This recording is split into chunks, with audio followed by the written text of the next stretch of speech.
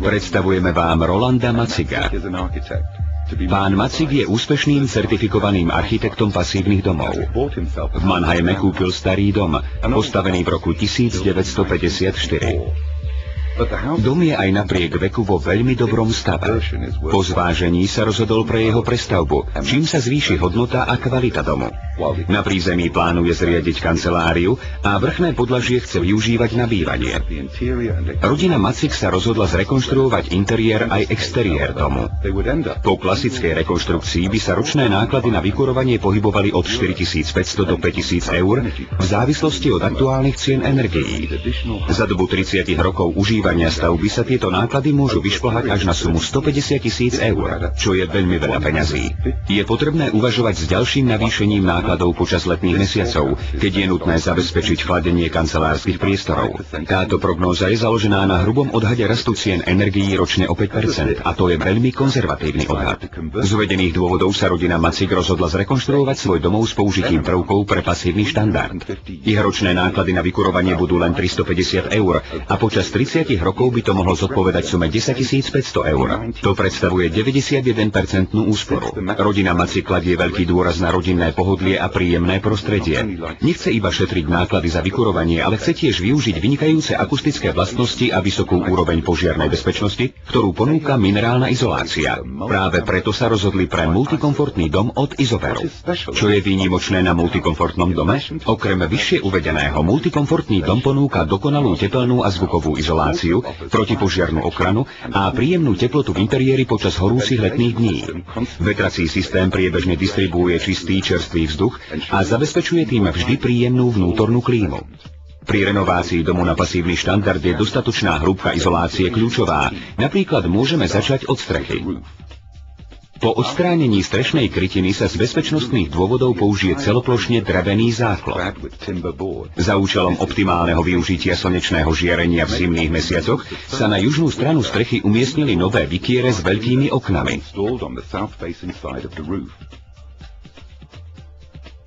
Na drevený záklop sa položí vysokodifúzna paropriepustná fólia. Jej primárnou funkciou je ochrana proti poveternostným vplyvom. Následne sa aplikuje tepelná izolácia. Pán Macig sa rozhodol pre hĺbku izolácie 20 cm. Nadkroková izolácia Isover ponúka nielen vynikajúcu tepelnú ochranu, ale zároveň zabezpečuje požadovanú protipožiarnu ochranu a akustiku. Dosky z minerálnej vlny sú z vrchnej strany opatrené fóliou, poistnou hydroizoláciou s vynikajúcimi mechanickými vlastnosťami. Vďaka svojmu praktickému rozmeru môžu byť ľahko upravované na požadovaný tvar i veľkosť, čo napomáha ich presnému uloženiu. Tiež nám šetria drahocenný čas. Prečo? Pretože dosky umožňujú pracovníkom aplikovať súčasne 3 produkty: izoláciu, strešnú fóliu a spojovacie pásky.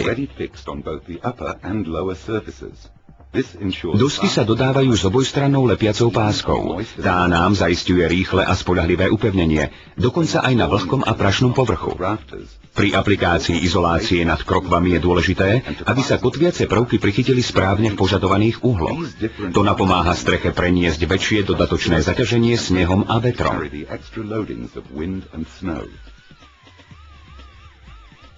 Pre splnenie požiadaviek multikomfortného domu je potrebné z interiérovej strany aplikovať ďalšiu izolačnú vrstvu medzi krokvy. Vzhľadom k tomu, že krokvy nemajú dostatočnú výšku na vloženie izolácie hĺbky 14 cm, musia sa dodatočne nadstaviť, buď dreveným profilom, alebo použitím krokvových závesov s použitím CD profilov Rigips. Na dome Macigových bola poprvýkrát použitá nová generácia minerálnej vlny na báze skleného vlákna od spoločnosti Isover so súčiniteľom tepelnej vodivosti Lambda 032. Remeselníci spoločne s technikom z Isoveru prechádzajú jednotlivé detaily a riešenia. Osobitnú pozornosť venujú kritickým detailom. Odmeriame vzdialenosť medzi krokovami. Izolačný pás odrežeme o 1 cm širší, ako je nameraná vzdialenosť, a vložíme medzi krokvy. Tým zabezpečíme jeho bezpečné osadenie. Je dôležité, aby medzi jednotlivými časťami izolácie neboli žiadne škáry a medzery. Následne prichytíme špeciálnu membránu Vario KM Duplex UV.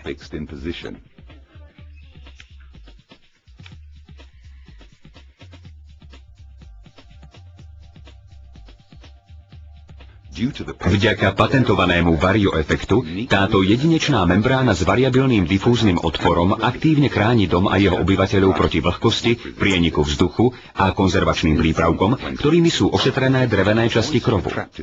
V lete pri stúpajúcich teplotách sa vlhkosť vo vnútri drevenej konštrukcie vyparuje. Vďaka varioefektu membrány môže vlhkosť preniknúť do interiéru. Tým je zaistené, že drevená konštrukcia môže bezpečne vysýchať. Súčasne varioefekt chráni vnútorný obytný priestor pred konzervačnými prípravkami, ktoré unikajú z drevených konštrukcií. Proces vysýchania je dôležitý, pretože vlhkosť v drevenej strešnej konštrukcii môže spôsobiť jej vážne poškodenie.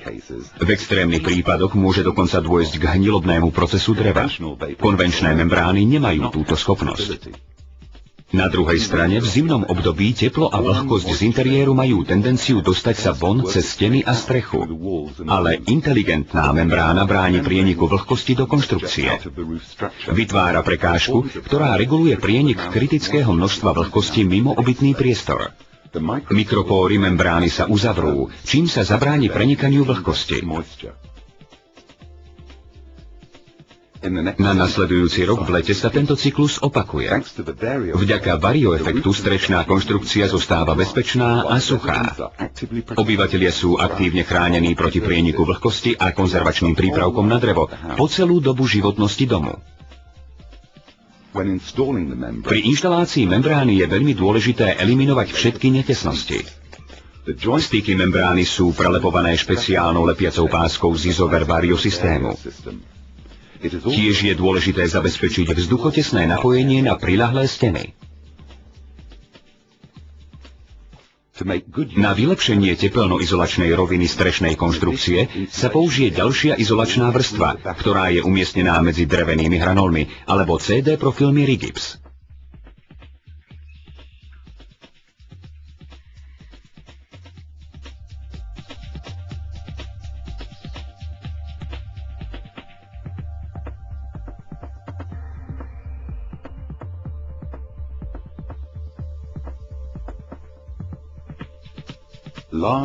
Veľké okná sú začlenené do južnej fasády. Okná prichádzajú